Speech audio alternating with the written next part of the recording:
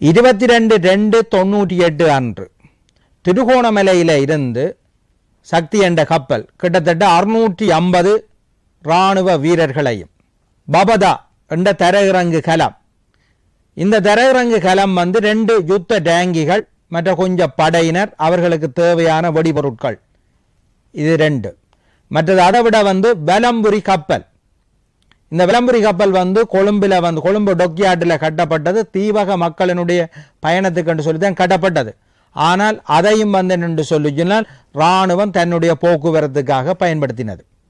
அப்போ சக்தி, பலம்புரி, பபதா இந்த மூன்றோட 2 பீரங்கி படகுகள் கன்போட், மற்றது 2 டோரா, மொத்தமாக 7 காலையில் 7 மணிக்கு திருகோணமலையிலிருந்து வெளிக்கிடுது. திருகோணமலையிலிருந்து வெளிக்கிட்டு பகல், அதாவது முல்லைத்தீவு முல்லைத்தீவு கூடாக காங்கேசந்துறையை போய் சேர்றதுக்கு கிட்டத்தட்ட இரவு 8-9 மணிக்கு போய் சேரும். அப்போ இந்த தொடரணியை கூறி வச்சு எங்களினுடைய தாக்குதல் படகுகள், அப்போ லெப்டினன்ட் கர்னல் நொரோஜன் அவர்தான் துணைத் தளபதியாகவும் தாக்குதல் படைத்தளபதியாகவும் இந்த தாக்குதலை பொறுப்பேற்று நடத்தினவர். அவருக்கு உதவியாக அவர் ஒரு சண்டைப்படகிலையும், அவருக்கு உதவியாக இன்னொரு சண்டைப்படகில கட்டள தளபதி மதி, இந்த 2 பேருமாக தொகுதி ஏ என்ற பகுதியில் இவர்களோட 3 கரும்புலி படகுகள், மேயர் வள்ளுவன், மேயர் சுலோஜன் இவர்களுடைய தலைமையில் 2 படகு, 2 கரும்புலி படகு.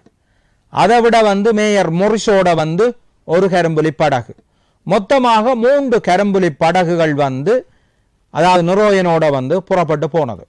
மேயர் வள்ளுவனோட குமரேசும் மற்றது வனிதாவும் ஜனார்த்தனியும். அதே மாதிரி இன்னொரு கரும்புலி படகுல சுலோயன், மற்றது தமிழ்மங்க, மற்றது நங்க, மற்றது தமிழினியன், இப்படி 2 கரும்புலி படகுகள், 2 சண்டை படகுகளும் இவர்களோட 2 கரும்புலி படகுகளும் மற்றது கேப்டன் மொரிசோட சேர்த்து இன்னொரு கரும்புலி படகுமாக மொத்தம் 3 கரும்புலி படகுகளும் மற்றது நுரோயன் தலைமையில் மொத்தம் 5 படகும் புறப்படுது.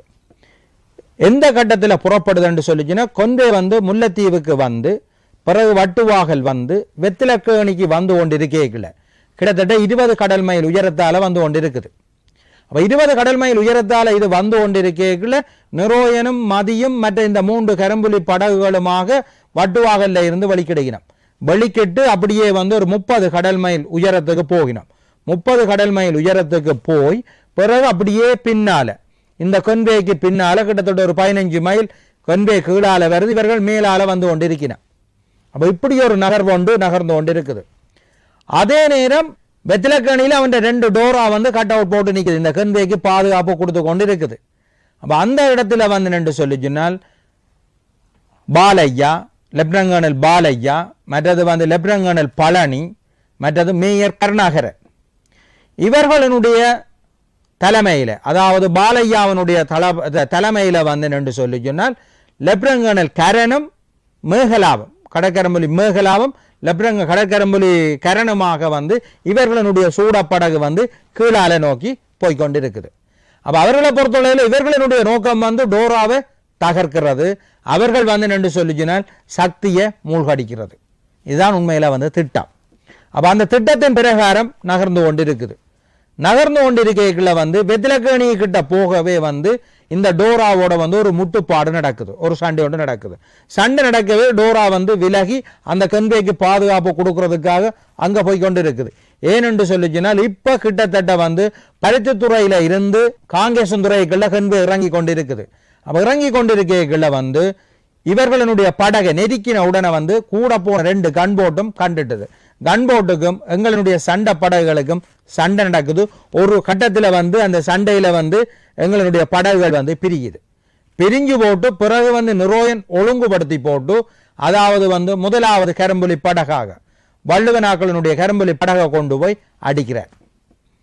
கடையார் பகுதிக்கு பபதாக்கு தான் அடி விழுகுது, முதலாவது அடி விழுகுது.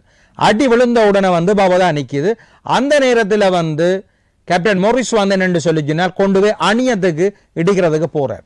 இடிக்க போய்க்குள்ள பபதாவில் இருந்து மேற்கொள்ளப்பட்ட ஃபயரிங்கால வந்து மொரிஸ் வந்து வீரச்சாவு அடைகிறார். அவரோட கூட மதம்தான் போனது. அவ மொரிஸ் வந்து வீரச்சாவு அடைகிறார். மொரிஸ் வீரச்சாவு அடைஞ்ச உடனே வந்து அது வெள்ளப்படகு, அதை வந்து பின்னுக்கு எடுத்து போட்டு திரும்ப வந்து சுலோயன் கொண்டு போய் அடுத்த பக்கத்தால, அதாவது பபதாக்கு அடுத்த பக்கத்தால அடிக்க அப்படியே பபதா வந்து கவிழுது. அப்போ பபதா கவுண்டு அதில் வந்து பபதா மூழ்கிற நேரம் கிட்டத்தட்ட 2 டேங்கும் வெடிபொருட்களும் நியாயமான சாமானும் அதில் மூழ்குது. அதே நேரம் இங்கே வந்து பாலையாக்களினுடைய தலைமையில் வந்து இங்கே அடிபட்டு பருத்தித்துறைக்கு கிட்ட வந்து நின்று அந்த கென்பையில் போன, அதாவது வலம்புரி கப்பல், அதாவது கிட்டத்தட்ட 27-30 திருப்புக்கள் ஏற்றி கொண்டு போன வலம்புரி கப்பல் வந்து நின்று சொல்லிச்சு இந்த சண்டைக்கு பிறகு தண்டை வாட்டில் ஒதுங்கி கீழே வருகுது. அப்போ கீழே வரைக்குள்ள வந்து நின்று சொல்லிச்சுன்னா கரண் கொண்டு போய் கரனும் மேகலாவும் சேர்ந்து என்ன செய்யணும், இவையில் அடிச்சு கொடுக்க வலம்புரி கப்பலை மோதிக்கணும். அப்போ அந்த சண்டையில் வந்து நின்று சொல்லிச்சுனால் வலம்புரி கப்பலும் மோதுது, மற்றது வந்து பபதா தரகரங்கு கிளம்பும் வந்து மோதுது. மோதி ரெண்டுமே வந்து மூழ்கடிக்கப்படுது. அந்த சண்டையில் வந்து மொத்தம் வந்து 11 கடற்கரும்புலிகள் வந்து அன்றைக்கு வரலாற்றை எழுதுகினோம். இந்த பபதா தரகரங்கு கலம் வந்து உண்மையில் வந்து சிங்கப்பூரில் தான் வாங்கப்பட்டது, சிங்கப்பூரில் வாங்கப்பட்டது. இது வந்து என்னென்று சொல்லிச்சுன்னா கடற்கரும்புலி மீயர் வித்தி 94ஆம் ஆண்டு வித்திலக்கேணியில் வச்சு ஒரு தாக்குதல் ஒன்று நடத்தினவர். அந்த தாக்குதலில் வந்து இந்த தரகரங்கு கலம் வந்து சேதமாக்கப்பட்டு பிறகு திருத்தத்தில் வந்து திரும்ப ஓடிக்கொண்டிருந்தது.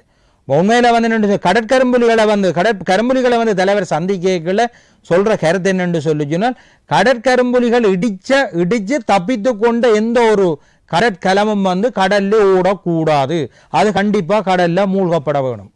அப்போ அந்த வரலாற்றையும் வந்து இவர்கள் வந்து அன்றைக்கு எழுதினவர்கள்.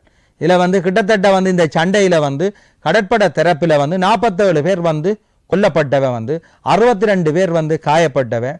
மற்றது ஒரு கேப்டனோட வந்து 4 பேர் வந்து தமிழ்நாட்டுக்கு போய் அங்கே இருந்து விமானம் மூலம் வந்து சேர்ந்தார்.